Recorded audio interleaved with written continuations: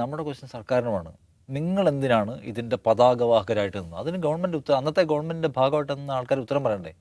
Messi വരുമെന്ന ഒരു നിലയ്ക്കുമുള്ള സാങ്കേതികമായ നടപടിക്രമങ്ങൾ പൂർത്തിയാക്കാതെ ഒരു കമ്പനി, അതൊരു ഷെയ്ഡി വ്യക്തിത്വം പ്രഖ്യാപിക്കുമ്പോൾ ഡിവൈഎഫ്ഐയുടെ നേതാക്കന്മാർ മുതൽ മന്ത്രി വരെയുള്ള ആൾക്കാരും മുഴുവൻ മെസ്സി വരും കേട്ടോ എന്ന് പറഞ്ഞ് ഫേസ്ബുക്കിൽ പോസ്റ്റ് ഇടുകയാണ്. ഈ സർക്കാർ കൊണ്ടുവരുന്ന ഒരു നേട്ടമായിട്ട് കാണുകയാണ്.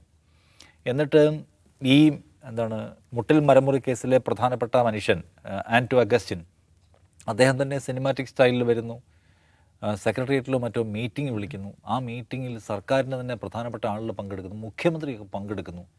അപ്പോൾ ഈ മീറ്റിങ്ങുകളൊക്കെ വിളിച്ചു കൂട്ടാൻ തക്കവണ്ണം ശേഷിയുള്ളവരായിട്ട് മാറുന്നു. അപ്പോൾ ഇദ്ദേഹമാണ് ഈ പരിപാടികൾ മുഴുവൻ ആസൂത്രണം ചെയ്യുകയും അതിന് മുഖ്യ കർമ്മിയായി നിൽക്കുകയും ഗവൺമെൻറ് അതിൻ്റെ കൂടെ നിന്ന് കൊടുക്കുന്നു. ഗവൺമെൻറ് തന്നെ എന്നിട്ട് അതിൻ്റെ ഗ്യാരണ്ടറായിട്ട് വന്നിട്ട് പറയുകയാണ് മെസ്സി വരും.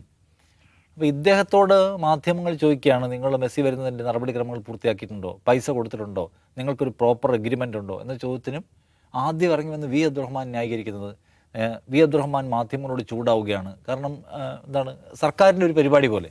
അപ്പം ഞാൻ പറയുന്നത് ഗവൺമെൻറ്റിനെ സംബന്ധിച്ച് അന്നത്തെ ഗവൺമെൻറ്റാണ് മെസ്സി വരുമെന്ന് പ്രഖ്യാപിച്ചിട്ടുള്ളത്. പൈസ സർക്കാരിൻ്റെ കയ്യിൽ ഇല്ലാത്തതുകൊണ്ട് അപ്പോൾ അന്ന് ആൾക്കാർ ചോദിച്ചു 100 കോടി രൂപ മുടക്കി മെസ്സിയെ കൊണ്ടുവരുന്നതാണോ നമ്മുടെ കായിക മേഖലയിലെ പ്രധാനപ്പെട്ട ആവശ്യം? അപ്പോൾ സർക്കാർ പറഞ്ഞു, സർക്കാരല്ല പൈസ മുടക്കുന്നത്, അതിൽ പൈസ മുടക്കാൻ സ്പോൺസറെ കണ്ടെത്തിയിട്ടുണ്ട്. ആ സ്പോൺസറെ ഏകപക്ഷീയമായി സർക്കാർ തീരുമാനിച്ചത് എങ്ങനെയാണ്? ഒരു ടെൻഡർ പോലും ഇല്ലാതെ ഒരു സ്പോൺസർ എങ്ങനെ വന്നു? ആ സ്പോൺസർ ഇങ്ങനെ അഹിതമായി കാര്യങ്ങൾ ചെയ്തതിനെല്ലാം സർക്കാരിൻ്റെ ഭാഗത്തുനിന്നുള്ള പിന്തുണ എങ്ങനെ ഉണ്ടായി? അത് വിശദീകരിക്കണം. അത് സർക്കാർ, എനിക്ക് അന്നത്തെയും പോയിൻ്റതാണ് ഇന്നത്തെയും പോയിൻ്റതാണ്. അല്ലാതെ നമുക്ക് നാട്ടിലുള്ള എല്ലാ ഷെയ്ഡി ആയിട്ടുള്ള ആൾക്കാരോടും പോയിട്ട് നിങ്ങളെന്തേ ധാർമ്മികമായി പെരുമാറാൻ ആ ചോദ്യത്തിന് യുക്തി എന്താണ്? മുട്ടിൽ മരമുറി കേസിലെ പ്രതിയോട് പോയിട്ട് നിങ്ങൾ മറ്റേ കേസിൽ എന്തുകൊണ്ട് മാന്യമായി പെരുമാറിയില്ല എന്ന് ചോദിക്കുന്നതിന് വല്ല കാര്യമുണ്ടോ? ഈ മാന്യൻ ആണ് പറഞ്ഞത് മീഡിയ വണ്ണിൻ്റെ പ്രൊമോട്ടേഴ്സ് ആരൊക്കെയാണെന്ന് നിങ്ങൾ അറിഞ്ഞാൽ തലയിൽ മുണ്ടിട്ട് നടക്കേണ്ടി വരുമെന്ന് അന്ന് പറഞ്ഞു പോയതല്ലാതെ പിന്നെ പ്രൊമോട്ടേഴ്സ്, തലയിൽ മുണ്ടിട്ട് നടക്കേണ്ട പ്രൊമോട്ടേഴ്സിൻ്റെ പേരൊന്നും അദ്ദേഹം വെളിപ്പെടുത്തിയാൽ കാണുന്നില്ല. പിന്നീട് അദ്ദേഹം തലയിൽ മുണ്ടിടേണ്ടതായ സവിശേഷമായ സന്ദർഭങ്ങൾ പലതും ഉണ്ടായിക്കൊണ്ടേയിരിക്കുകയാണ്. പാവം മുണ്ടെന്ന് ഇവിടുന്ന് കാണുന്നില്ല. പക്ഷേ ഞാൻ പറഞ്ഞത്, എനിക്ക് അദ്ദേഹത്തോടും അല്ലെങ്കിൽ അദ്ദേഹവുമായി ബന്ധപ്പെട്ട ഇടപാടുകളോടും ചോദ്യങ്ങളേ ഇല്ല. ചോദിച്ചിട്ട് കാര്യമുള്ള കാര്യമല്ല. നമ്മുടെ ചോദ്യം ഗവൺമെൻറ്റിനോടാണ്. നിങ്ങൾ ഇത്തരം തരത്തിലുള്ള ഈ ദുരൂഹമായ ഇടപാടുകൾക്ക് കാർമ്മികത്വം വഹിക്കുകയും കുട വിരിച്ചു കൊടുക്കുകയും ചെയ്തത് എന്തിനാണ്?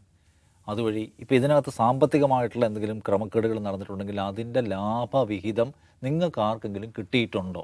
കാരണം നടക്കാൻ പോകാത്ത കേസാണെന്ന് ലോജിക്കലി ആലോചിക്കുന്ന ആർക്കും അറിയാം. നമ്മളിവിടെ തന്നെ പലതവണ സംസാരിക്കും പല അജിംസനെയും പറഞ്ഞു മെസ്സി വരാൻ പോകുന്നില്ല എന്ന്. അതിൻ്റെ പേരിൽ കുറേ പേര് വലിയ വിമർശനമായിട്ട് വന്നു. ഇദ്ദേഹത്തിൻ്റെ തന്നെയും സൈബർ പട മാസ് BGM ഒക്കെ ഇട്ട് കുറേ സാധനം 3-4 ദിവസം ഓടിക്കുകയും ചെയ്തു. മെസ്സി വരും കേട്ടാ എന്ന് പറഞ്ഞവർ, കേരയിൽ വരും കേട്ടാന്ന് പറഞ്ഞു. പക്ഷേ മെസ്സി ഇപ്പം അന്നും വന്നില്ല ഇന്നും വന്നില്ല. മെസ്സി വരുന്നതുമായി ബന്ധപ്പെട്ട എപ്പിസോഡ് മുഴുവൻ തട്ടിപ്പിൻ്റെതാണെന്ന് ഇപ്പോൾ മനസ്സിലാവുകയും ചെയ്യുന്നു. സോ തട്ടിപ്പായിരുന്നുവെങ്കിൽ അതിൽ സാമ്പത്തിക ക്രമക്കേടുണ്ടെങ്കിൽ ആ സാമ്പത്തിക ക്രമക്കേടിൻ്റെ ആനുകൂല്യം വല്ലതും കിട്ടിയിട്ടുണ്ടോ എന്ന് അഴിമതി മുക്ത ഭരണമായിരുന്നു ഞങ്ങളുടെ 10 വർഷമെന്ന് പറയുന്നത് പിണറായി വിജയനും അദ്ദേഹത്തിൻ്റെ ആളുകളും പറയട്ടെ. രണ്ടാമത് അജിംസു അവസാനം പറഞ്ഞൊരു പോയിന്റ് പ്രധാനപ്പെട്ടതാണ്. ഇത്രയും വലിയ തട്ടിപ്പിൻ്റെ കഥകളൊക്കെ പുറത്തു വരുമ്പോഴും മരമുറി കേസുമായി ബന്ധപ്പെട്ട സംഗതികൾ കിടക്കുന്നു, ഈ കേസുമായി ബന്ധപ്പെട്ട തട്ടിപ്പിൻ്റെയും ക്രമക്കേടിൻ്റെയും വിവരങ്ങളൊക്കെ പുറത്തു വരുമ്പോഴും രാഷ്ട്രീയ സംരക്ഷണം ഇദ്ദേഹത്തിന് കിട്ടുന്നുണ്ട്. ഞാൻ അദ്ദേഹത്തിൻ്റെ ചാനലിനെ കുറിച്ചൊന്നുമല്ല പറയുന്നത്, അദ്ദേഹത്തിന് വ്യക്തിപരമായി കിട്ടുന്നുണ്ട്. വ്യക്തിപരമായി കിട്ടുന്നുണ്ടെന്ന് പറയുമ്പോൾ ആ രാഷ്ട്രീയ സംരക്ഷണം ഒന്ന് കേന്ദ്ര സർക്കാരിൽ നിന്ന് കിട്ടുന്നു. ഇത്രയും വലിയ ഇടപാടുകൾ, സാമ്പത്തിക ഇടപാടുകൾ നടത്തിയിട്ടും അതിന്മേൽ അന്വേഷണമൊന്നുമില്ല എന്നതൊന്ന്. 2, അപ്പോൾ ആ നിലയ്ക്ക് അദ്ദേഹം ആർക്ക് പ്രിയപ്പെട്ടവനാണ്? കേന്ദ്ര സർക്കാരിനും കേന്ദ്ര സർക്കാരിനെ റൺ ചെയ്യുന്ന പാർട്ടിക്കും പ്രിയപ്പെട്ടവനാണ്. അദ്ദേഹം മുന്നേ NDA നേതാവുമാണല്ലോ. അങ്ങനെ അവർക്ക് പ്രിയപ്പെട്ട ഒരാൾ ഇവിടെ മറ്റൊരു പാർട്ടിക്കും പ്രിയപ്പെട്ടവനാണ്. അതെങ്ങനെ സംഭവിക്കുകയാണ്? ആ താല്പര്യങ്ങൾ ഒന്നുചേരുന്ന ആ ത്രിവേണി സംഗമ ഭൂമിക ഏതാണ്? അതെനിക്ക് മനസ്സിലാവാത്തത്. ഒന്ന്, സാമ്പത്തിക ഇടപാടുകളുടെ പേരിൽ ഇത്തരം ഇടപാടുകൾ നടത്തുന്ന പലതരത്തിൽ ഒരു ഘട്ടത്തിൽ അദ്ദേഹം എങ്ങനെയാണ് ഏതൊക്കെ തരത്തിലാണ് നമ്മുടെ സാമൂഹികമായ മണ്ഡലത്തിലേക്ക് പലതരം സംഗതികളെ സ്മഗിൾ ചെയ്ത് കൊണ്ടുവന്ന് നമുക്ക് ഓർമ്മയുണ്ട്. അപ്പം BJPക്ക് അന്വേഷിക്കേണ്ടാത്ത വിധം പ്രിയപ്പെട്ടവനായ ഒരാൾ, അയാളുടെ ക്രമക്കേടുകളെ മൂടി വയ്ക്കാൻ ആരൊക്കെ ഒരുമിച്ചിറങ്ങുന്നു? ഇപ്പുറത്ത് CPM-മാർ ഇറങ്ങുകയാണ്. ഇന്നിപ്പോൾ ഈ വാർത്ത പുറത്തുനിന്ന് ശേഷം ഇത് കണ്ടതായി പോലും ഭാവിക്കാത്ത ഒരു കൂട്ടമുണ്ട്. അത് കേരളത്തിലെ CPM-മാരാണ്. അവർ വേറെ ഏതൊക്കെയോ വഴിക്ക് ഓടിക്കൊണ്ടിരിക്കുകയാണ്. അപ്പോൾ ഇദ്ദേഹം ഈ ഷെയ്ഡി ക്യാരക്ടർ ഒരു നിലയ്ക്കും ഡിസ്റ്റേബ് ചെയ്യപ്പെടാൻ പാടില്ല. ഞങ്ങളുടെ ഒരു വിപ്ലവത്തിൻ്റെ പതാക ഏന്തിയ പ്രധാനി ഇദ്ദേഹമാണ് എന്ന് ഈ പാർട്ടിക്കാരും വിചാരിക്കുകയാണ്.